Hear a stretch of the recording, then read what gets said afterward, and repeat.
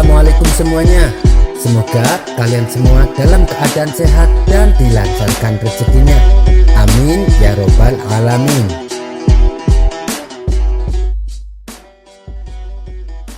Di suatu pagi yang cerah, Abu Nawas berjalan-jalan keliling kota.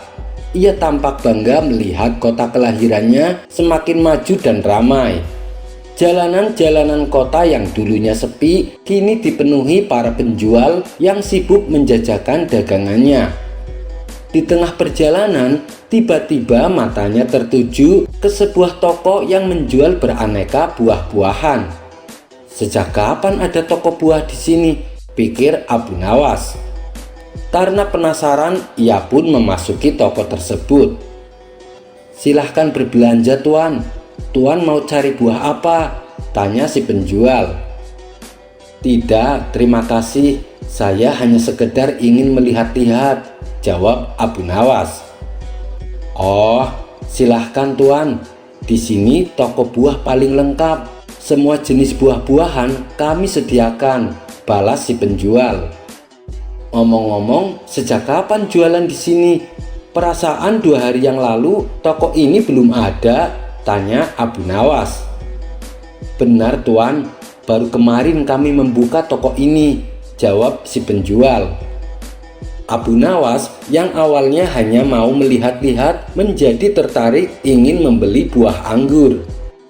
Kau sangat pintar memajang buah-buah daganganmu, membuat orang-orang tertarik ingin membelinya, kata Abu Nawas memuji. Pemilik toko itu pun tersenyum mendengar pujian Abu Nawas. Mau berapa kilo anggurnya Tuan? Tanya si penjual. 1 kilo saja, jawab Abu Nawas. Setelah transaksi selesai, kemudian Abu Nawas membawa pulang buah anggur yang baru saja dibelinya. Akan tetapi, setibanya di rumah, Abu Nawas menjadi kecewa. Pasalnya buah anggur yang dibelinya semuanya telah busuk. Kurang ajar, dia telah menipuku, gerutu Abu Nawas. Ia pun berencana membalas kecurangan si penjual buah. Pada keesokan harinya, Abu Nawas kembali mendatangi toko tersebut. Ada yang bisa saya bantu Tuan? Tanya si penjual seolah-olah tak bersalah. Aku ingin membeli buah apel, jawab Abu Nawas. Silahkan Tuan, mau berapa kilo? Tanya si penjual. 1 kilo saja, jawab Abu Nawas. Kemudian si penjual segera menimbangnya dan membungkus apel tersebut. Ini Tuan buah apelnya, kata si penjual sembari menyerahkan bungkusan. Abu Nawas pun menerimanya. Ketika si penjual hendak meminta bayaran, Abu Nawas malah mengurungkan niatnya. Aku lupa, istriku tidak suka apel. Mau aku ganti dengan buah anggur saja, ujar Abu Nawas. Boleh Tuan, silahkan, tidak apa-apa, jawab si penjual.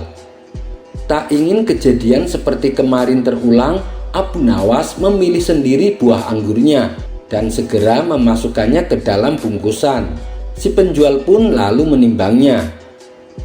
Ini Tuan, buah anggurnya 1 kilo, kata si penjual. Namun, begitu menerima bungkusan tersebut, Abu Nawas berjalan menuju pintu keluar. Tunggu dulu Tuan, Anda belum membayar, teriak si penjual. Bukankah aku tidak jadi membeli apel? Tanya Abu Nawas. Iya Tuan, tapi Tuan kan membawa buah anggur, jawab si penjual. Loh, kan sudah aku tukar dengan buah apel, timpal Abu Nawas. Benar Tuan, tapi Tuan tidak membayar buah apelnya, jawab si penjual. Tentu saja aku tidak mau, saya kan tidak jadi beli buah apel, balas Abu Nawas. Mendengar itu si penjual pun menjadi bingung sendiri. Ia hanya bisa bengong melihat Abu Nawas pergi meninggalkan tokonya. Kisah selanjutnya. Menjelang hari raya Idul Adha, bagi umat muslim yang mampu dianjurkan untuk berkurban. Begitu juga dengan Baginda Raja. Ia berkurban ratusan unta dan kambing. lalu dibagikan kepada fakir miskin. Namun sayang, Baginda Raja tidak kuat bila melihat darah keluar, sehingga ia tak bisa menyaksikan langsung hewan-hewan kurbannya disembelih. Ketika sholat Id selesai dilaksanakan, orang-orang berbondong-bondong ke lapangan untuk menyaksikan prosesi penyembelihan hewan kurban. Sementara Baginda Raja memilih tetap duduk di dalam masjid. Melihat hal itu, Abu Nawas pun segera menghampirinya. "Paduka yang mulia, kenapa Paduka terlihat sedih? Ayo kita ke lapangan, hewan kurbannya akan segera disembelih," ajak Abu Nawas. "Aku takut melihat darah, Abu Nawas. Hal inilah yang membuatku sedih. Lebih baik aku duduk di sini saja," sahut Baginda Raja. "Oh, jadi itu alasannya," gumam Abu Nawas. Lalu terlintas di benaknya akan sebuah ide konyol untuk mengerjai Baginda Raja. "Kalau tahu begini, harusnya aku yang jadi tukang jagalnya, supaya Paduka bisa ikut menyaksikan," ujar Abu Nawas. "Maksudnya bagaimana, Abu Nawas?" tanya Baginda Raja bingung. "Saya bisa menyembelih kambing tanpa mengeluarkan darah," jelas Abu Nawas. "Tidak mungkin, itu suatu hal yang mustahil," timpal Baginda Raja. "Tentu saja bisa, Paduka, saya akan membuktikannya," kata Abu Nawas. "Baiklah, kalau kau memang bisa, aku akan memberimu hadiah 1 ekor unta. Tapi kalau kamu gagal, kau akan mendapat hukuman. Bagaimana?" tantang Baginda Raja. "Siap, Paduka yang mulia," sahut Abu Nawas. Maka keduanya pun pergi keluar masjid dan berjalan menuju ke tengah lapangan. Sesampainya di sana, kemudian Abu Nawas mulai menggambar seekor kambing jantan yang gemuk. "Coba sebutkan hewan apa ini?" tanya Abu Nawas. "Itu seekor kambing jantan," jawab Baginda Raja. Lalu Abu Nawas menghapus gambar kepala kambingnya. Tetapi setelah itu ia menggambar lagi kepala kambing yang terpisah dari badannya. "Lihatlah Paduka, sekarang kambingnya telah aku potong tanpa mengeluarkan darah sedikit pun," ucap Abu Nawas. Melihat hal itu, Baginda Raja pun tertawa terpingkal-pingkal. Ia pun lalu memberi Abu Nawas hadiah yang dijanjikan, tapi bukan karena kecerdikannya, melainkan karena kelucuannya yang bisa membuat Baginda Raja tertawa. Kisah selanjutnya. Ketika Khalifah Harun al-Rasyid sedang dalam suatu perjalanan haji, ia berhenti beberapa hari di kota Kufah. Dan pada saat keberangkatannya dari kota Kufah, banyak orang berkumpul di pinggir kota untuk melihat iring-iringan Khalifah naik haji. Di antara mereka tampak Bahlul duduk di atas gundukan tanah yang juga menyaksikan rombongan kerajaan, di mana di tempat itu anak-anak sedang menggoda Bahlul, mengejek dan melempar batu ke arahnya. Ketika Khalifah lewat di hadapannya, anak-anak tersebut berlarian. Akan tetapi Bahlul malah lantang memanggil-manggil Amirul Mukminin. "Hai Amirul Mukminin, hai Amirul Mukminin," teriak Bahlul. Mendengar seruan itu, Khalifah menaikkan tirai hewan kendaraannya lalu melihat keluar dan berkata, "Labbaik wahai Bahlul, apa yang kau inginkan?" tanya sang Khalifah. "Wahai Amirul Mukminin, ada seseorang yang menceritakan kepadaku dari Qudomah radhiyallahu an bahwa ia melihat Rasulullah pergi berhaji di Mina mengendarai seekor unta dengan pelana sederhana di atas punggungnya, tanpa menghalau orang-orang atau menyingkirkannya di tepi jalan, dan tanpa berkata, 'Awas, menepilah, Rasulullah akan lewat.' Wahai Amirul Mukminin, akan lebih baik bagimu jika engkau juga berkendaraan dengan rendah hati, bukannya dengan keangkuhan." Mendengar perkataan tersebut, Harun al-Rasyid menangis sambil berkata, "Nasihatilah aku lebih banyak wahai Bahlul, Semoga Allah memberkahimu." Kemudian Bahlul membaca sebuah syair. "Benar, engkau adalah seorang raja penguasa dunia. Semua orang tunduk dan patuh kepadamu. Sebagaimana esok engkau akan dibaringkan di kubur sebagai rumahmu. Dan dari segala arah orang-orang akan melempar debu ke tubuhmu, menutupimu." Mendengar syair yang menyayat hati, Khalifah pun menangis sejadi-jadinya. "Wahai Bahlul, teruslah nasihati aku," kata Khalifah sesenggukan. "Wahai Amirul Mukminin, jika Allah mengaruniakan kemakmuran dan kehidupan jasmani kepada seseorang, lalu ia menggunakan hartanya di jalan Allah dan melindungi kecantikannya dari dosa, maka namanya akan dicatat dalam daftar Allah sebagai golongan orang-orang yang soleh," tutur Bahlul menasehati.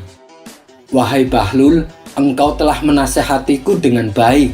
Engkau patut mendapatkan hadiah," balas Khalifah. "Kembalikanlah hadiah itu kepada mereka yang telah membayar pajak kepadamu.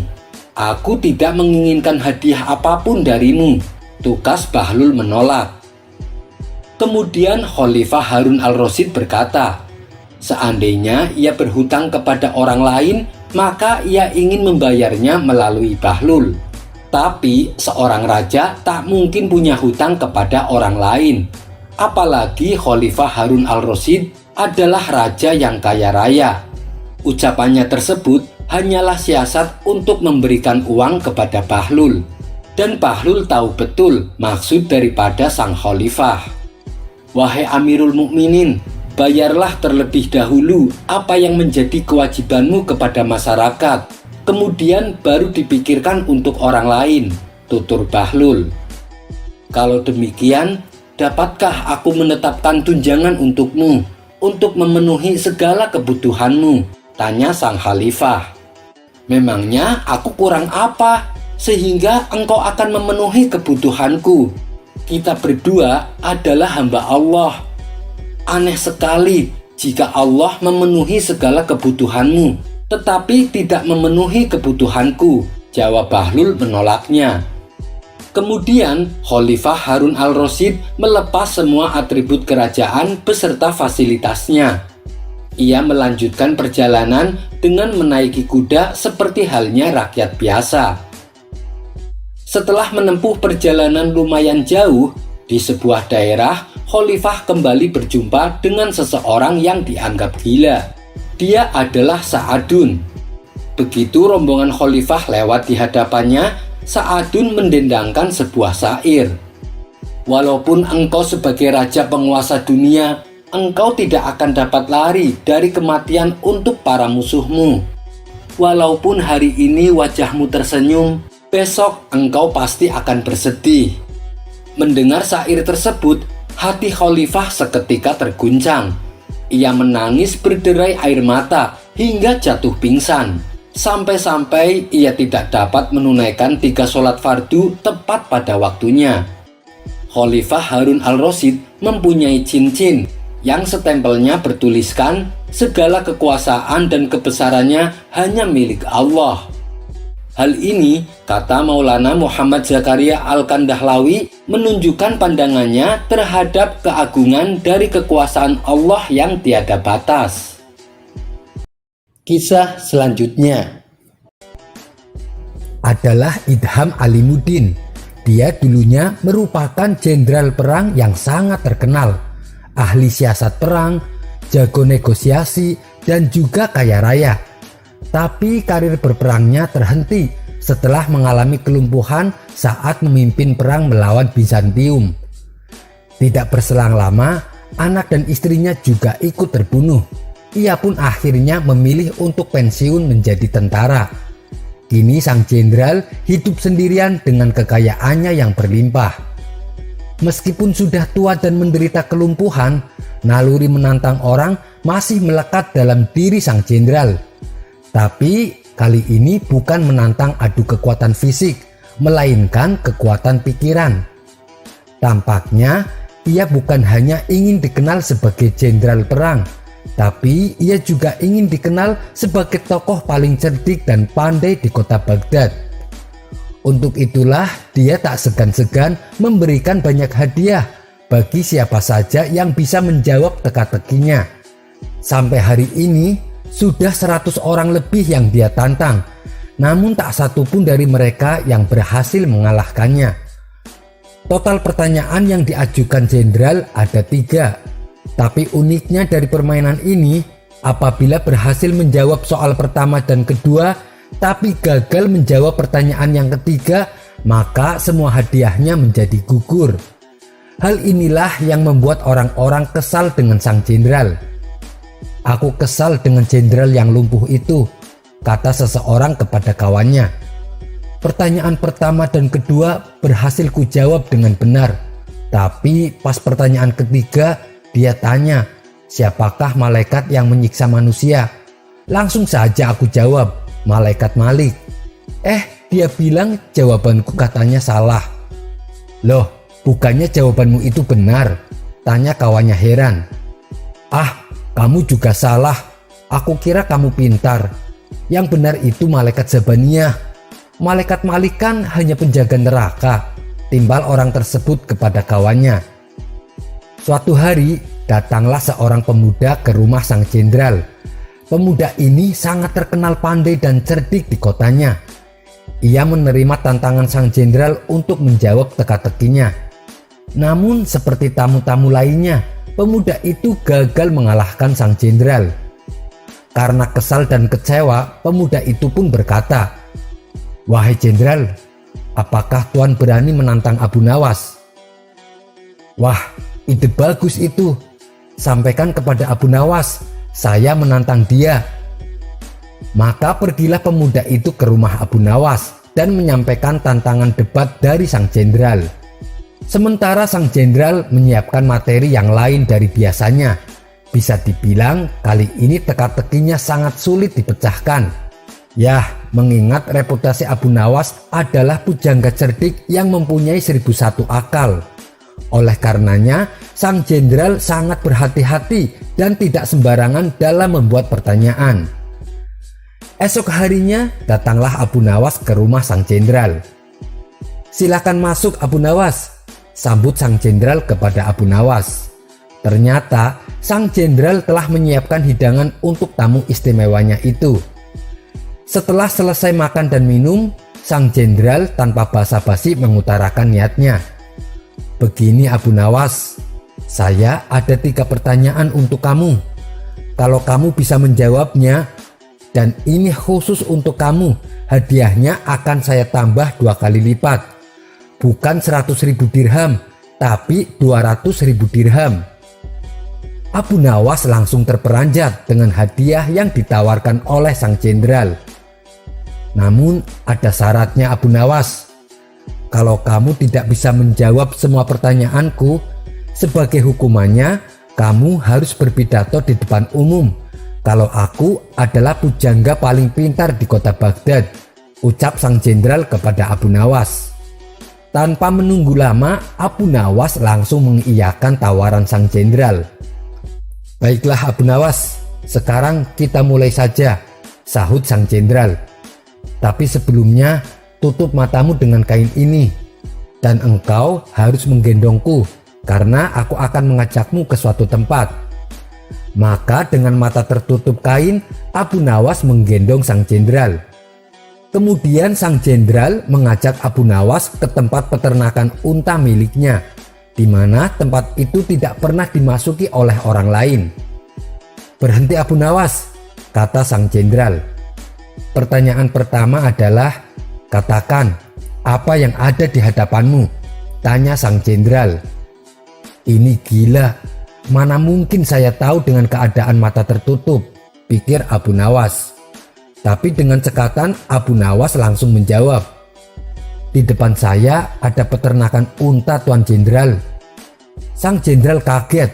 Bagaimana mungkin Abu Nawas bisa tahu, padahal peternakan untanya tidak pernah dimasuki orang lain. Mereka pun lalu melanjutkan perjalanan.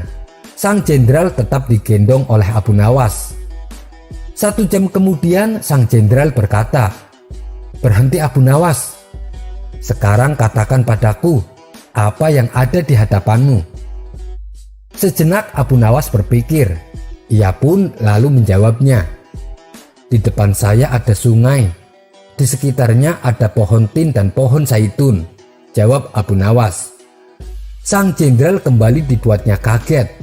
Bagaimana mungkin Abu Nawas bisa menjawabnya dengan tepat? Dia pasti mempunyai ilmu sihir, pikir sang jenderal. "Dua pertanyaan sudah kamu jawab dengan benar," ujar sang jenderal. "Mari kita melanjutkan perjalanan untuk pertanyaan terakhir," ajak sang jenderal. Sang jenderal kemudian menuntun Abu Nawas melewati gurun, hingga sampailah mereka berdua ke tempat pelacuran yang terletak di tengah padang pasir. "Berhenti Abu Nawas.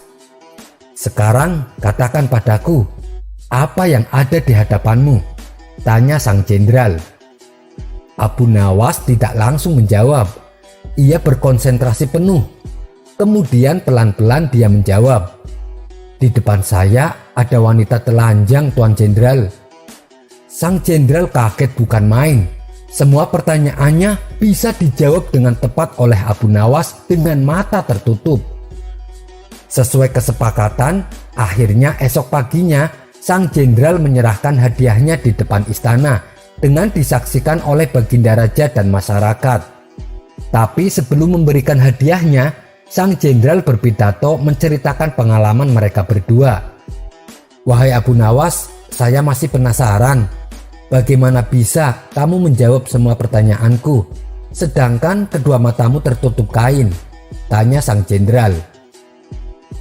"Itu mudah saja, Jenderal," jawab Abu Nawas. "Ketika Tuan mengajukan pertanyaan pertama, kaki saya menginjak kotoran unta. Dari situlah saya menebak kalau saya berada di peternakan unta." Baginda Raja tersenyum mendengar jawaban Abu Nawas, sedangkan sang jenderal hanya bisa geleng-geleng kepala. "Lalu dengan pertanyaan kedua, bagaimana kamu bisa menjawab dengan tepat?" tanya sang jenderal. Abu Nawas menjawab, "Meskipun mata saya tertutup, tapi telinga saya bisa mendengar suara air mengalir dan burung hasun berkicau. Burung hasun hanya mau makan biji-bijian buah tin dan zaitun, sedangkan pohon tin dan zaitun hanya tumbuh di pinggiran sungai." Lagi-lagi Baginda Raja tersenyum. Sang jenderal dibuatnya terperangah dengan jawaban Abu Nawas. "Baiklah, semua jawabanmu itu masuk akal. Tapi kenapa kamu juga bisa menebak dengan tepat atas pertanyaan yang ketiga?" tanya sang jenderal penasaran. Dengan entengnya Abu Nawas menjawab, "Itu sangat mudah sekali, Tuan. Saat Tuan menyuruh saya berhenti, tiba-tiba saja saya merasakan ular Tuan bergerak-gerak di punggung saya. Endut-endutan, Tuan Jenderal," jawab Abu Nawas menahan tawa. "Dari situlah saya bisa mengetahui kalau di depan saya ada wanita telanjang." Spontan Baginda Raja langsung tertawa terpingkal-pingkal mendengarnya, sedangkan sang jenderal hanya bisa tersenyum kecut menahan malu. Kisah selanjutnya. Dikisahkan ada salah satu murid Abu Nawas yang sulit sekali menangkap pelajaran. Anak ini bernama Anas. Meskipun sudah berulang kali diterangkan, Anas masih saja tidak memahaminya. Setelah Abu Nawas memberikan pelajaran, ia bertanya kepada Anas, "Anas, kau sudah paham belum?" Anas menjawab, "Belum, Tuan Guru."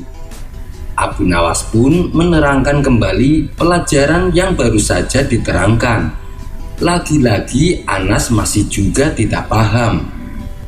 Menyadari dirinya selalu mengecewakan sang guru, Anas memilih untuk meninggalkan majelis. "Hai Anas, kemarilah," cegah Abu Nawas. "Besok datanglah ke rumahku," kata Abu Nawas melanjutkan. Sebagai seorang guru, Abu Nawas sangat memahami perasaan muridnya, maka ia mengundangnya untuk belajar secara privat. Pada keesokan harinya, mengajar secara privat mulai dilakukan. Berharap dengan cara seperti ini, Anas akan mudah memahami pelajaran. "Bagaimana Anas? Apakah kau sudah paham?" tanya Abu Nawas. "Maaf Tuan Guru, tapi saya belum paham," jawab Anas. Meski demikian, Abu Nawas tidak putus asa. Ia mencoba mencari tahu apa penyebab murid yang satu ini susah sekali menangkap pelajaran. Hingga pada suatu ketika, Abu Nawas menyuruh Anas untuk mengambilkan sandal. "Anas, ambilkan sandal saya," perintah Abu Nawas. Anas pun segera bangkit menuruti perintah gurunya. Tapi yang membuat Abu Nawas heran, yang diambil Anas bukan sepatu, melainkan topi. Dan ketika disuruh mengambil topi, yang diambil adalah sandal. Dari situlah Abu Nawas mulai mengetahui bahwa cara mengajari Anas adalah dengan cara terbalik. Untuk meyakinkan dugaannya, Abu Nawas mencoba mengujinya dengan satu perintah. "Wahai Anas, padamkan lampu itu," kata Abu Nawas. Anas pun segera berdiri dan menyalakan lampunya. "Ternyata dugaanku tidak keliru," pikir Abu Nawas. Sejak saat itulah Abu Nawas selalu mengajari Anas dengan perintah sebaliknya. Suatu ketika Abu Nawas mengajak Anas pergi ke pasar untuk membeli sekarung tepung gandum. Karung tepung tersebut kemudian diletakkan di atas punggung keledai. Ketika menyeberangi sungai, karung tepung yang dibawa keledai melorot ke bawah dan hampir jatuh. "Hai Anas, karungnya mau jatuh ke air. Tekan keras-keras ke bawah," teriak Abu Nawas. Abu Nawas berharap Anas akan berbuat sebaliknya, yaitu mengangkat kembali karungnya di atas punggung keledai. Tapi kali ini Anas justru melakukan sesuai apa yang diperintahkan gurunya. Karung itu ditekan keras-keras ke bawah hingga tenggelam ke dalam air. Walhasil, tepung gandum yang dibelinya lenyap oleh air sungai. Abu Nawas pun merasa kecewa dengan perbuatan Anas tersebut. "Hai Anas, kenapa kau melakukan itu?" tanya Abu Nawas. "Bukankah itu yang Tuan Guru perintahkan?" balas Anas. "Tapi biasanya kan kamu berbuat sebaliknya," tanya Abu Nawas kembali. "Kalau saya angkat karung tepungnya, nanti keledainya yang tenggelam Tuan Guru. Kalau keledainya yang tenggelam, nanti saya diperintah untuk mengangkatnya. Saya kan masih kecil Tuan Guru. Tenaga saya belum kuat untuk mengangkat keledai," jawab Anas. Mendengar alasan tersebut, Abu Nawas hanya bisa geleng-geleng kepala. Kisah selanjutnya. Dahulu kala ada seorang waliullah yang bernama Muhammad bin Ibrahim al-Baghdadi, atau yang lebih dikenal dengan panggilan Syekh Abu Hamzah. Ia adalah murid ulama besar yang bernama Muhammad bin Hambal atau Imam Hambali. Syekh Abu Hamzah ini dikenal dengan sifat tawakalnya. Dari sifatnya itulah pernah sebuah keramat muncul pada dirinya. Dikisahkan suatu hari Syekh Abu Hamzah menempuh perjalanan dengan hanya berbekal tawakal. Ketika malam tiba, ia memutuskan untuk beristirahat di sebuah tanah yang kosong. Ternyata di tanah tersebut terdapat sebuah sumur yang tak diketahui olehnya. Namun karena rasa kantuknya sudah tak dapat ia tahan, ia langsung merebahkan tubuhnya tidur di pinggiran sumur itu. Setelah Syekh Abu Hamzah tertidur, tiba-tiba ia terjatuh masuk ke dalam sumur. Akan tetapi ia tak menyadari hal itu. Ia masih terlelap dalam tidurnya. Tidak berapa lama kemudian, Syekh Abu Hamzah akhirnya terbangun. Betapa kagetnya ia ketika mendapati dirinya sudah berada di dalam sumur. Ia pun lalu menaiki dinding sumur berusaha untuk keluar. Namun usahanya tidak membuahkan hasil karena sumur tersebut lumayan dalam. Ia pun kemudian hanya bisa pasrah sambil duduk termenung memikirkan nasibnya. Di saat itulah melintas dua orang mendekati sumur tersebut. "Kita tidak boleh membiarkan ada sumur di tengah jalan seperti ini. Ini sangat berbahaya," kata salah satu dari mereka. "Lalu apa yang harus kita lakukan?" tanya kawannya. "Kita harus menutup sumur ini," ujarnya. Syekh Abu Hamzah yang mendengar percakapan kedua orang tersebut hendak mengatakan jika dirinya berada di dalam sumur itu. Namun niatnya seketika terhenti karena ada bisikan yang mengatakan, "Kamu bertawakal kepada Allah, namun kau mengadukan cobaan yang kau alami kepada selain Allah." Disinilah ketakwaan Syekh Abu Hamzah diuji. Ia pun terdiam berpasrah diri kepada Allah. Sementara kedua orang itu meletakkan sesuatu di atas sumur dengan tujuan untuk menutupinya agar tak ada orang yang terjatuh ke dalamnya. Dengan penuh keyakinan dan tawakal, Syekh Abu Hamzah pun terperangkap di dalam sumur. Namun ia yakin pasti Allah akan menolongnya. Dan benar saja, setelah sehari semalam berada di dalam sumur, tiba-tiba Syekh Abu Hamzah mendengar ada suara memanggilnya. Namun ia tak melihat wujud si pemanggil. "Berpeganglah padaku dengan kuat." Hanya itu suara yang ia dengar. Syekh Abu Hamzah pun menjulurkan tangannya seraya meraba-raba sesuatu untuk dipegang. Lantas ia merasakan memegang sesuatu yang kasar. Perlahan namun pasti, sesuatu yang ia pegang itu mengangkat dan menariknya keluar dari dalam sumur. Ketika berhasil keluar dari sumur, Syekh Abu Hamzah terkaget bukan kepalang, karena sosok yang menolongnya ternyata seekor serigala yang besar. Antara rasa senang dan takut menghinggap pada diri Syekh Abu Hamzah. Bagaimana tidak? Di hadapannya berdiri sosok serigala besar yang bisa dengan mudah memangsa dirinya. Akan tetapi, selepas menolong Syekh Abu Hamzah, serigala tersebut berlari meninggalkannya. Selepas kepergian serigala itu, Syekh Abu Hamzah kembali mendengar suara gaib.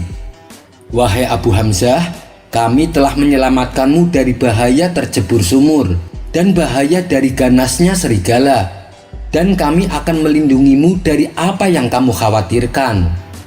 Begitulah kisah Syekh Abu Hamzah ditolong oleh serigala. Wallahu a'lam bishawab.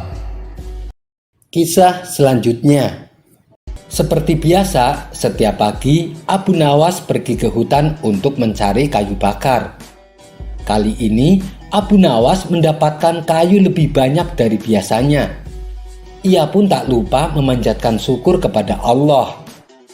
Kayu bakar yang banyak ini akan menghasilkan uang yang melimpah, pikir Abu Nawas. Tapi saat ia hendak memanggul kayu tersebut, Abu Nawas tak mampu melakukannya.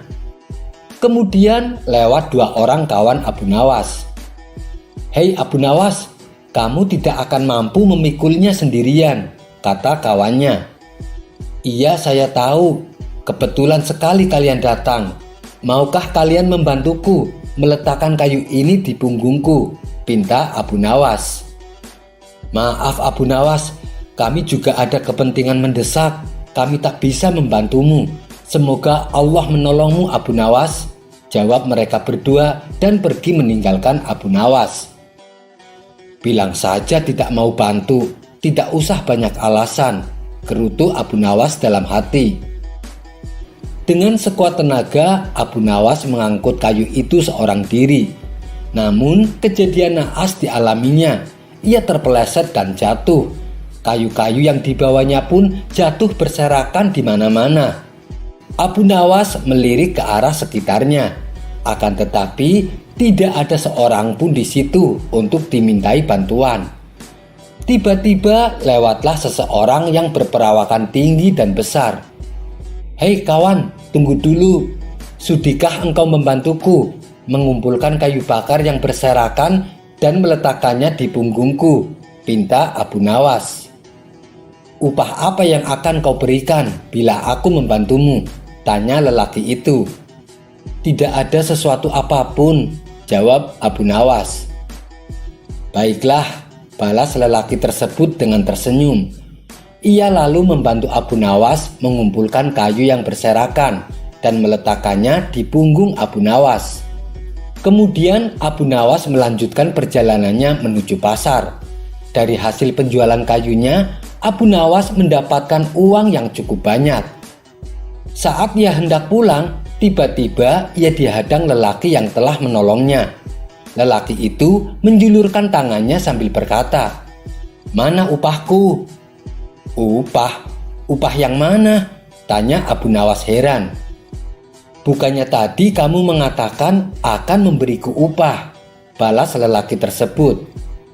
Maka terjadilah percekcokan di antara mereka berdua. Karena tidak ada yang mau mengalah, lalu mereka sepakat untuk membawa masalah ini ke hadapan Tuan Hakim. Singkat cerita, sampailah mereka berdua di hadapan Tuan Hakim. Mereka lalu mengadukan masalahnya. "Tuan Hakim, Abu Nawas sudah berjanji akan memberi saya upah. Tapi ketika saya tagih, dia tidak mau memberikannya," ujar lelaki itu. "Benar begitu Abu Nawas?" tanya Tuan Hakim. "Iya benar, tapi saya menjawabnya tidak ada sesuatu apapun. Namun dia memaksa saya untuk memberikan upah," kata Abu Nawas membela diri. "Apapun janjimu, kamu harus memberikannya Abu Nawas. Saya kira ini adalah keputusan yang adil untuk kalian berdua," tutur Tuan Hakim. Mendengar keputusan Tuan Hakim, Abu Nawas terdiam beberapa saat. Ia pun mulai menangkap maksud dari ucapan Tuan Hakim. "Baiklah Tuan Hakim, saya akan memberikan dia upah sesuai dengan janji saya," ucap Abu Nawas. Abu Nawas lalu mengambil kantong kosong di sakunya dan memberikannya kepada lelaki tersebut. Betapa girangnya lelaki itu. Ia segera meraih kantong dari Abu Nawas dan tangannya merogoh ke dalam kantong itu. Menyadari bahwa itu adalah kantong kosong, lelaki tersebut menjadi marah. "Apa-apaan ini? Abu Nawas menipuku Tuan Hakim. Dia memberikan kantong kosong," kata lelaki itu mengadu. "Apa isi kantong itu?" tanya Tuan Hakim. "Tidak ada sesuatu apapun Tuan Hakim," jawab lelaki tersebut. "Kalau begitu, Abu Nawas berarti sudah membayar upahnya." Bukankah Abu Nawas menjawab, "Kalau upahnya adalah tidak ada sesuatu apapun," jelas Tuan Hakim. "Dengan ini, permasalahan kalian saya anggap selesai. Silahkan kalian berdua pulang ke rumah masing-masing," ucap Tuan Hakim. Kisah selanjutnya. Dikisahkan, Abu Nawas telah melakukan kesalahan yang sudah kelewat batas. Dan satu-satunya hukuman yang pantas ia dapatkan adalah hukuman mati dengan cara dipancung. Maka dibawalah Abu Nawas ke tengah alun-alun dengan diapit oleh beberapa prajurit istana. Sementara Algojo yang akan mengeksekusi tampak sudah siap dengan pedang di tangannya. Baginda Raja lalu berkata, "Wahai Abu Nawas, sebelum kau menemui ajalmu, aku berikan kau 2 keinginan." Abu Nawas membalas, "Ampun Paduka yang mulia, untuk kali ini biarlah hamba langsung dihukum mati saja. Sebab kalau saya menyebutkan 2 keinginan, saya tidak yakin Paduka bisa mengabulkannya." Mendengar perkataan tersebut, Baginda Raja merasa tersinggung. "Kau jangan meremehkan aku bisa dengan mudah mengabulkan keinginanmu," kata Baginda Raja. "Maaf Paduka yang mulia, sekali lagi saya mohon maaf. Meskipun Paduka adalah raja yang sangat berkuasa dan punya kekayaan, tapi saya tidak yakin Paduka bisa mengabulkan keinginan saya," sahut Abu Nawas. Merasa dirinya diremehkan, Baginda Raja tersulut emosi. "Aku tahu maksudmu Abu Nawas. Kau ingin langsung dihukum mati agar rakyat menganggapku sebagai raja yang zalim. Tapi ketahuilah, aku tidak akan membiarkan hal itu terjadi. Jadi aku akan tetap memberimu 2 keinginan sebelum kau menemui ajalmu." tugas Baginda Raja. Baiklah, kalau Paduka memaksa, saya akan mengatakan dua keinginan saya. Tapi sebelumnya izinkan saya bertanya, bila Paduka tidak sanggup mengabulkan, apakah Paduka akan membebaskan saya? Tanya Abu Nawas. Ditantang demikian, Baginda Raja tak mau kalah gertak. Ia pun mengiyakannya. Baik, saya setuju, asalkan jangan minta dibatalkan hukuman matinya, atau jangan memintaku untuk melakukan perbuatan yang aneh-aneh, balas Baginda Raja. Hal itu tidak mungkin aku lakukan, Paduka, sahut Abu Nawas. Bagus, sekarang apa permintaanmu yang pertama? Tanya Baginda Raja.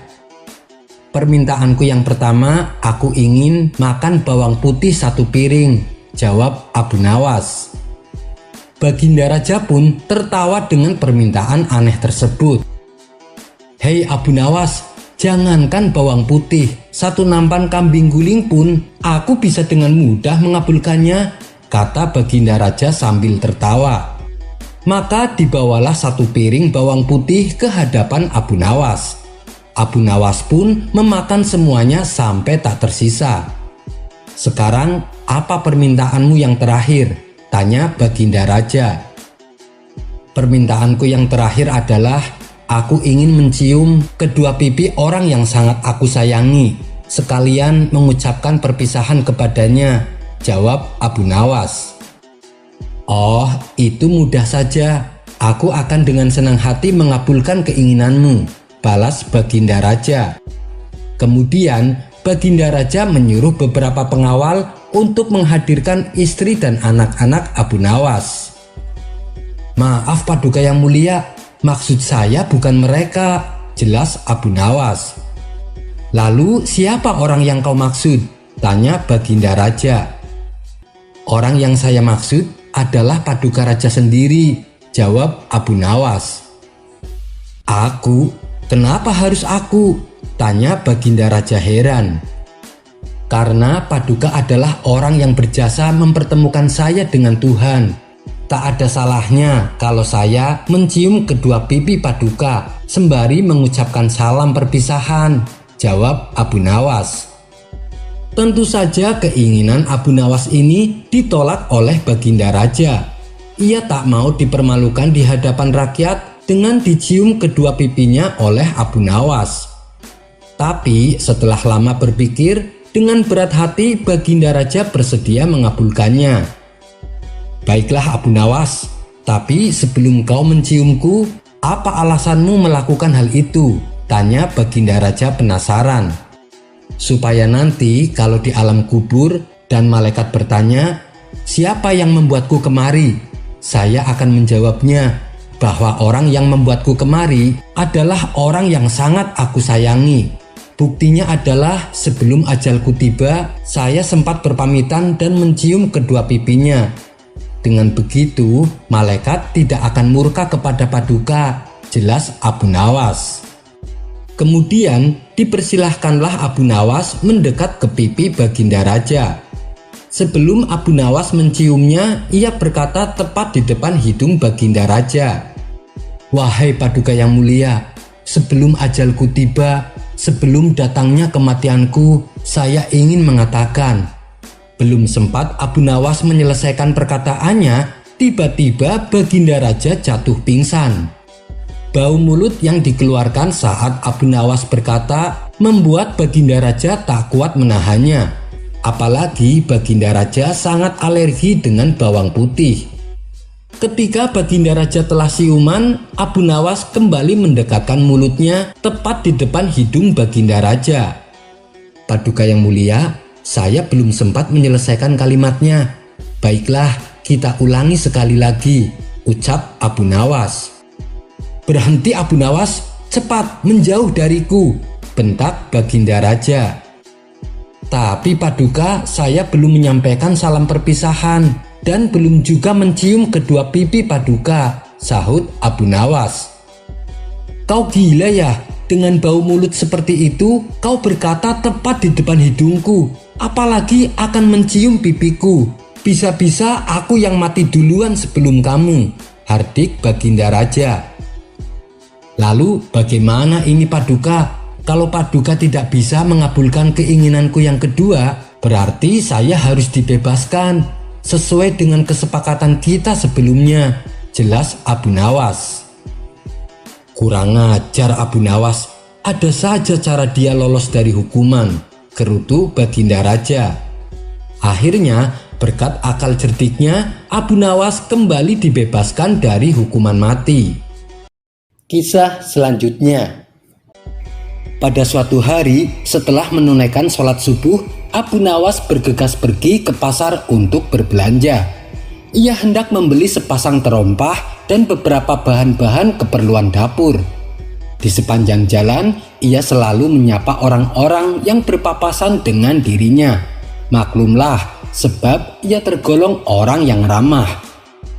Singkat cerita, sampailah ia di pasar dan belanja beberapa kebutuhan dapur. Ketika semuanya sudah beres, ia pun melanjutkan niatnya untuk membeli sepasang terompah. Saat ia sampai di salah satu sudut pasar, pandangannya tertuju pada kerumunan orang banyak. "Ayo, silahkan diborong tuan, semua barang di sini murah-murah," teriak lelaki menawarkan dagangannya di tengah kerumunan. Abu Nawas pun bergegas menghampiri untuk melihat barang apa saja yang dijual. Ternyata banyak sekali barang bagus yang harganya di bawah pasaran. Sebagaimana yang lain, Abu Nawas juga ikut memilih-milih barang.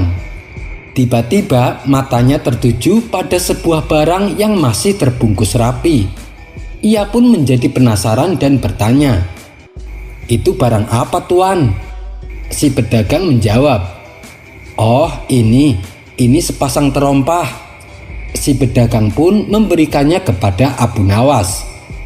"Wah, kebetulan sekali, aku juga sedang membutuhkan terompah," pikir Abu Nawas.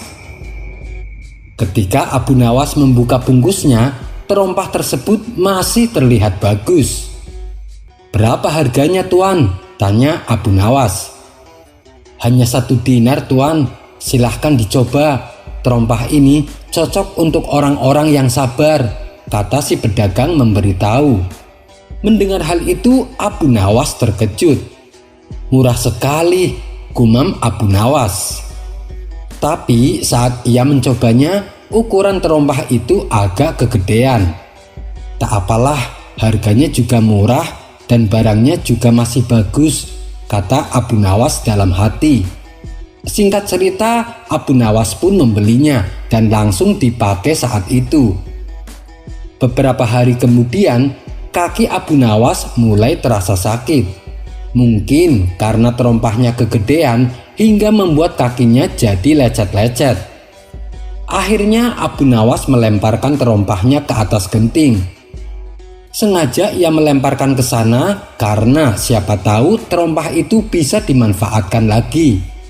Tetapi karena lemparannya terlalu keras, genting rumahnya banyak yang pecah dan jatuh ke tanah.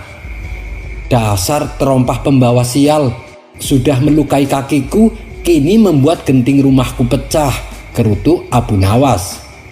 Kemudian ia melemparkan terompahnya ke sebuah parit yang ada di depan rumah. Namun apa yang terjadi? Setelah musim penghujan tiba, parit itu tersumbat dan air tidak bisa mengalir dengan lancar. Akibatnya, air mengalir kemana-mana dan membuat seluruh desa tergenang air. Para penduduk pun beramai-ramai membersihkan parit, hingga akhirnya ada salah satu warga yang melihat sesuatu yang menyumbat jalannya air. Ia kemudian mengambilnya dari dalam parit. "Ternyata terompah ini yang menyebabkan desa kita menjadi banjir," kata orang itu sambil menunjukkan kepada warga desa. "Loh, itu kan terompah yang biasa dipakai Abu Nawas," sahut lainnya. Karena itu, Abu Nawas pun mendapatkan marah dari para warga. Sementara Abu Nawas hanya bisa terdiam, karena bagaimanapun juga ia yang telah membuang terompah itu ke dalam parit. "Terompah ini kembali membuatku sial," gerutu Abu Nawas. "Aku harus membuangnya jauh-jauh. Tapi bagaimana caranya? Setelah termenung cukup lama, akhirnya ia pun mendapatkan jalan keluar. Nah, aku menemukan cara yang tepat. Aku akan menguburnya ke tanah dalam-dalam agar tidak membawa kemalangan buatku, kata Abu Nawas. Malam itu juga ia berniat mengubur terompahnya. Ia tak mau lagi berlama-lama dengannya. Kemudian Abu Nawas keluar dari pintu belakang rumahnya. Sengaja ia berbuat demikian karena tak ingin ada orang lain yang melihat. Di tengah malam yang gelap, ia menggali tanah cukup dalam. Lalu ia memasukkan terompah dan menguburnya. Kemudian ia kembali masuk ke dalam rumah. Hatinya kini merasa lega dan tenang, sebab terompah yang selama ini membuatnya sial telah ia singkirkan dari hadapannya. Akan tetapi, tanpa sepengetahuan Abu Nawas, ternyata ada dua pencuri yang sedari tadi mengamatinya. Mereka mengira yang dikubur Abu Nawas adalah benda yang sangat berharga. Selepas kepergian Abu Nawas, kedua pencuri ini menggali kembali dan mengambil terompah yang masih terbungkus. Kemudian mereka langsung membawanya pergi tanpa mengetahui barang apa yang sebenarnya mereka bawa. Hingga sampailah mereka di sebuah rumah penduduk yang ada lampunya. Ketika mereka membuka bungkusan tersebut, ternyata hanya berisi sepasang terompah biasa.